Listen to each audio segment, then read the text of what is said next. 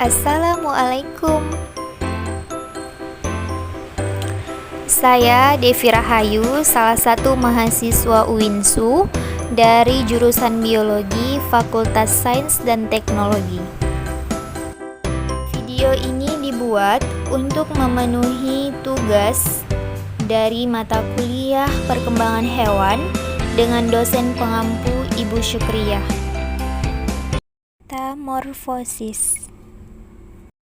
Metamorfosis adalah perubahan bentuk dan tingkah laku selama siklus perkembangan hewan. Metamorfosis juga merupakan proses perkembangan hewan yang melibatkan perubahan penampilan fisik atau struktur setelah kelahiran ataupun penetasan. Metamorfosis terbagi dua.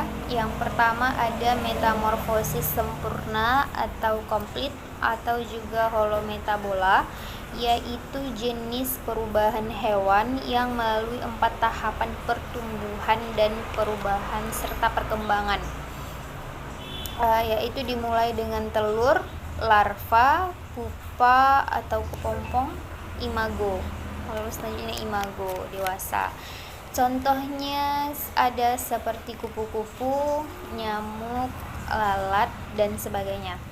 Kemudian yang kedua ada metamorfosis tidak sempurna atau incomplete atau hemimetabola, yaitu jenis perubahan hewan yang melalui 3 tahapan pertumbuhan dan perkembangan juga perubahan, yaitu dimulai dengan telur, nimfa, dan imago.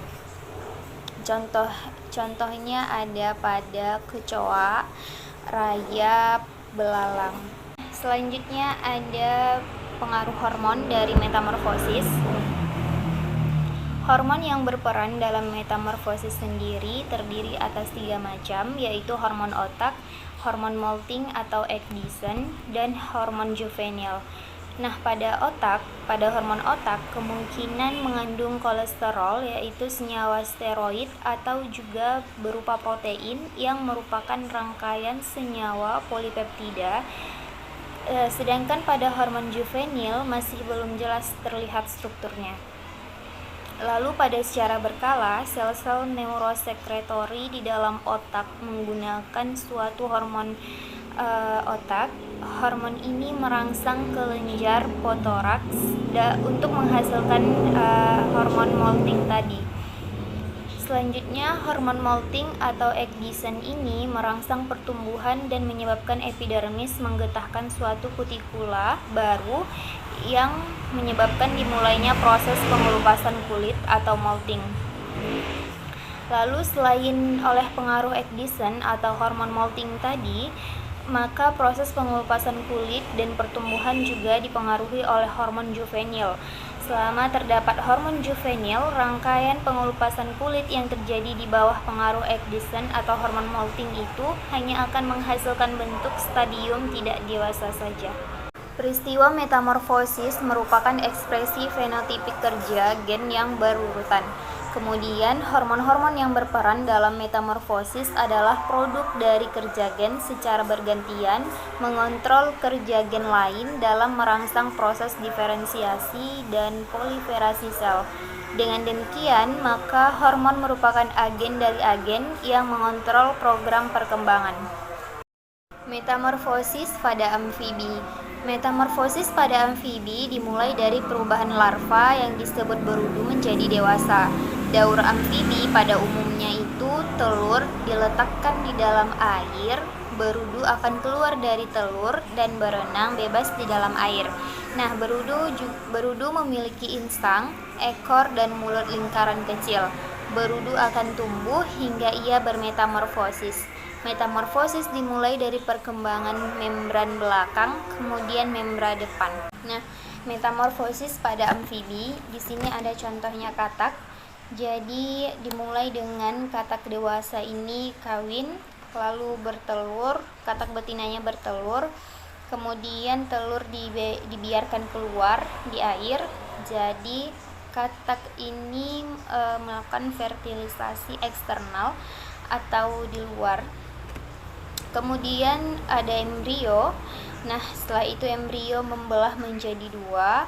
Selanjutnya berudu sudah ada di dalam telur, sudah terlihat berudu namun masih di dalam telur. Nah, selanjutnya telur ini akan menetas, dan menetas lahirlah berudu muda yang masih memiliki insang. Setelah lebih besar, maka insang ini akan menghilang dan diganti dengan paru-paru. Lalu kemudian selanjutnya berudu yang sudah agak besar tadi mulai tumbuh kaki belakang, selanjutnya mulai tumbuh kaki depan. Setelah itu ketika sudah mirip seperti katak namun dia masih berekor, jadi ekornya belum hilang.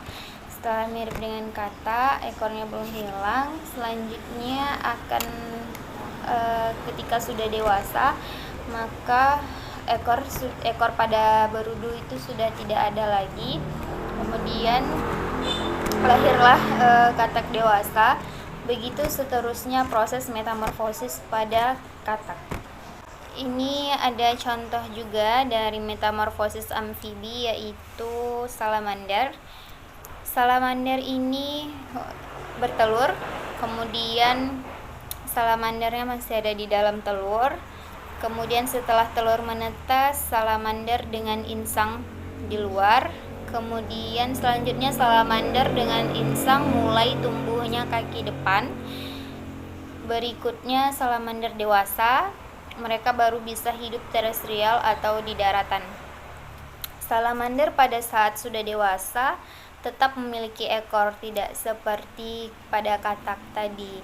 Jadi pada salamander pun mereka melakukan fertilisasi eksternal atau di luar. Metamorfosis amfibi dikontrol oleh hormon yang diproduksi oleh kelenjar yang diregulasi sendiri oleh otak. Jadi hormonnya hormon tiroid yang serupa dengan Dixon pada metamorfosis serangga.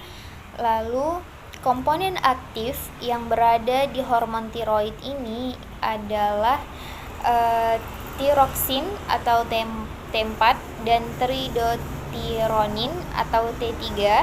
Keduanya merupakan derivat dari asam amino tirosin. Metamorfosis serangga.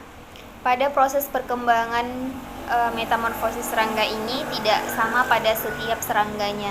Jadi mereka dikelompokkan berdasarkan pola perubahan struktur, hemimetabola atau holometabola. Pada proses metamorfosis serangga ini ada contoh kupu-kupu. Jadi pertama itu kupu-kupunya dimulai dari telur. Kemudian selanjutnya telur berkembang, terus berkembang. Kemudian setelah cukup umur, maka telur tersebut menetas.